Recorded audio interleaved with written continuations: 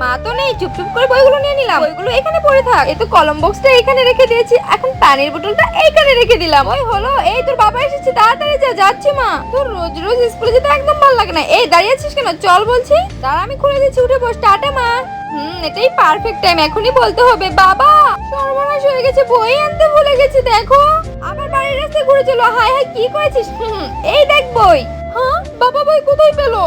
তোর চাই প্ল্যানটাই ভেস্তে গেল। আরে হ্যাঁ বাবা, ও বাবা শোনো না, কলম বক্স, পানির বোতল। আরে হ্যাঁ, একজন মা কতটা আপন হয়ে থাকে, যার মা নেই তাকে জিজ্ঞাসা করে দেখো। তো দেখা যাক বন্ধুরা, এই মায়ের জন্য কে ভিডিওটিতে লাইক এন্ড সাবস্ক্রাইব করে, আর যারা মাকে ভালোবাসো না তারা ভিডিওটি থেকে দূরে থাকো। আমি জানি তো ছেলেটা খুবই দুষ্টু, নিশ্চয়ই ব্যাগ থেকে সবকিছু বের করে রেখেছে, ভালো করে খুঁজে দেখতে হবে। আরে হ্যাঁ, যা ভেবেছিলাম তাই, কলম বক্স, বই, পানির বোতল সবই ফেলে গেছে। তুই কি ভেবেছিলি এগুলো রেখে আসবি আর স্কুলে যাওয়া হবে না? এই দেখ, তোর মা সব উঠিয়ে দিয়েছে। এবার তো কোনো বাহানা চলবে না, তোকে স্কুলে যেতেই হবে। দূর, ভালো লাগে না, ব্যাগই ফেলে দেবো। আরে ব্যাগটা দে, সামনে রেখে দিয়েছি।